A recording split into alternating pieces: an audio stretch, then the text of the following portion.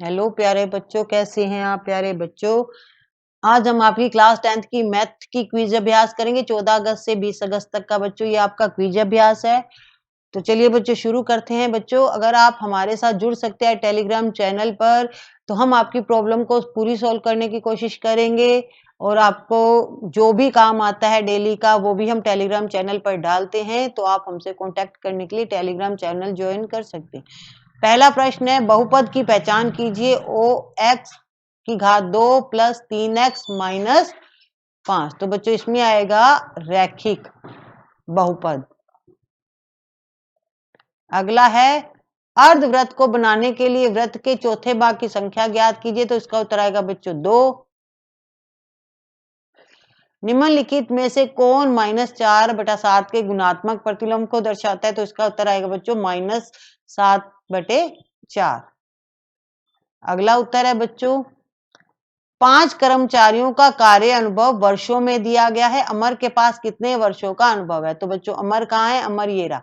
तो आपको देखना है, ये वर्ष दे रखे हैं इधर साइड में, ये दे रखे हैं वर्ष। तो हमें अमर का देखना है कि उसको कितने वर्षों का अनुभव है। तो अमर का बच्चों जाता है 4 वर्ष का अनुभव। तो इसका उत्तर क्या आएगा 4। तो इसका उत्तर आएगा 4 वर्षों का अनुभव है। अगला है, समांतर चतुर्भुज के सम चतुर्भुज होने के लिए इनमें से कौन सा विकल्प सही होना चाहिए। तो बच्चों इसका आंसर है कि इसकी आसन भुजाएं समान होनी चाहिए। अगला प्रश्न है, चित्र में छायांकित क्षेत्र का क्षेत्रफल ज्ञात कीजिए। क्या होगा इसका क्षेत्रफल। तो छायांकित भाग बच्चों जो ये कलर कर रखा है ये है, ठीक है। और ये बच्चों आयत का चित्र है। तो आयत का क्षेत्रफल क्या होता है, लंबाई गुना चौड़ाई। तो हमें क्या करना है बच्चों, छायांकित भाग का बताना है, ठीक है। तो इसका आ जाएगा 60 वर्ग सेमी। देखिए 12 और 5। अगला है, इनमें से किस बहुपद का शून्यक 2 है। तो बच्चों इसका आंसर आएगा 8x माइनस 16। अगला प्रश्न है, यदि एक समकोण त्रिभुज में आधार बराबर 6 सेमी और कर्ण है बराबर x प्लस 5 सेमी और तीसरी भुजा है x प्लस 3 सेमी, तो तीसरी भुजा की लंबाई ज्ञात कीजिए। तो बच्चों इसका आंसर आएगा 8 सेमी। अगला है बच्चों सवाल, 4√7 plus 2√3 minus 18 minus 3√7 plus 3√3 plus √2 plus 10। तो बच्चों इसका मान ज्ञात करना है। इसका मान आएगा √7 माइनस √3 माइनस √2 माइनस 28। तो इसका आंसर सही कौन सा होगा, थर्ड विकल्प। यहाँ ऊपर हमें बताया गया सही विकल्प बताना है, तो तीसरा नंबर वाला विकल्प बिल्कुल राइट है।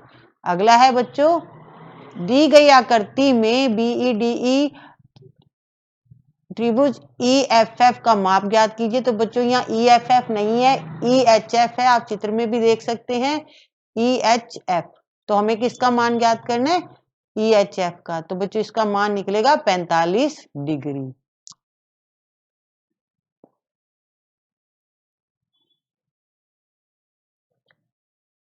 चित्र में दिखाए गए छिन्नक का आयतन क्या है, पाई बराबर 22/7 का प्रयोग कीजिए। तो बच्चों इसका उत्तर निकलेगा 506/3 सेमी।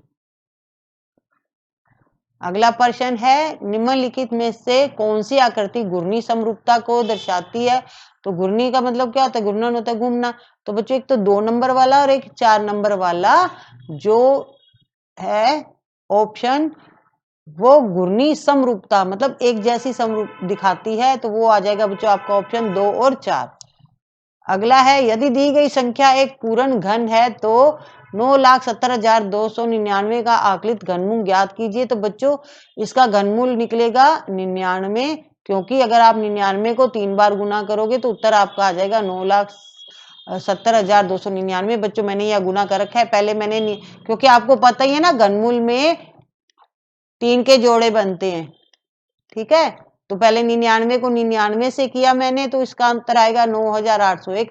फिर 9,801 को फिर 99 से किया, तो उत्तर निकला हमारा 9,70,299। तो इसका आंसर सही आएगा 99। निम्नलिखित में से कौन सी माप त्रिभुज GHI बनाने के लिए पर्याप्त नहीं है। तो इसका उत्तर आएगा बच्चों एच आई बराबर 6 सेमी और त्रिभुज एच बराबर 75 डिग्री।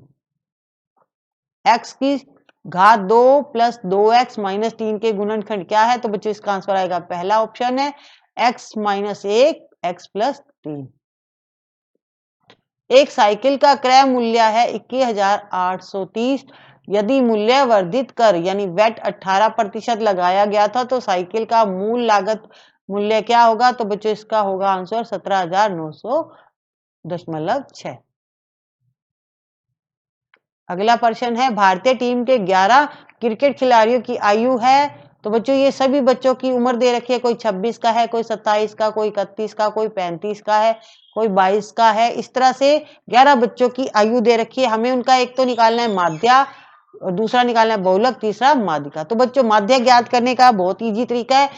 तो इन सब की जिनकी आयु है वो आपस में क्या करो, जोड़ दो, इनका जोड़ कर लो और कुल कितने खिलाड़ी हैं 11 से भाग दे दो। ठीक है, ये तो हो गया माध्य ज्ञात करने का तरीका। आप जोड़ोगे 11 से भाग करोगे तो इसका माध्य निकल आएगा। और बहुलक बहुत इजी है। आप पहले तो इनको सही करके लिख लो, यानी सबसे छोटी संख्या बाहर ले आओ फिर सबसे बड़ी। तो मैंने यहाँ माध्य निकालने के लिए बच्चों यही संख्या को सीधा करके दे दिया था। सबसे पहले सीधा कर दिया है ताकि हम बहुलक भी इसी से निकाल पाए और माध्यिका भी इसी से निकाल पाए।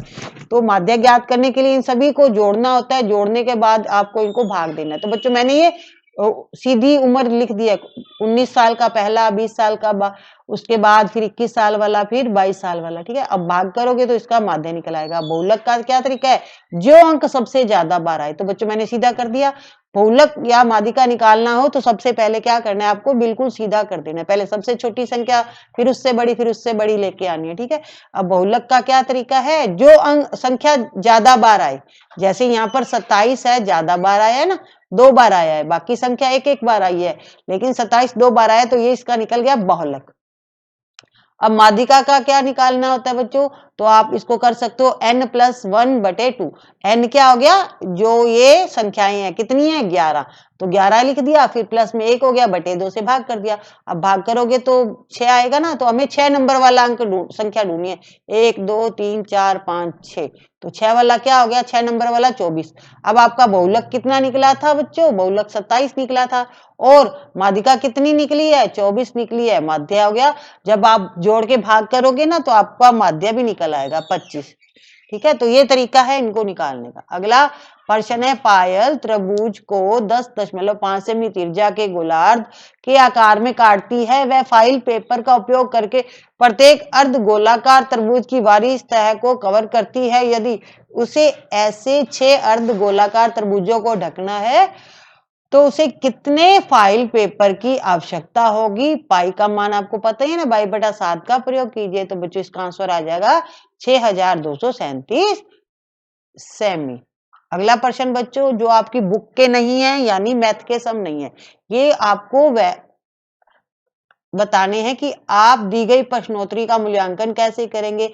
आपको बताना है कि जो ऊपर हमारे ये सारे सम्स आए थे वो आपको आसान लगे, बहुत आसान लगे, या मध्यम श्रेणी के लगे, या कठिन लगे। तो आपको मतलब बताना है, या जो आपको चारों में से जो ऑप्शन सही लगता है, आपको कठिन लगी है तो आप कठिन पे टिक करोगे। अगर आपको मध्यम श्रेणी की लगी है, ना ज्यादा आसान लगी है ना ज्यादा कठिन लगी है, तो आप उस पर टिक लगाओगे। ये आप पर डिपेंड करता है कि आप इस पे क्या फील करना चाहता है।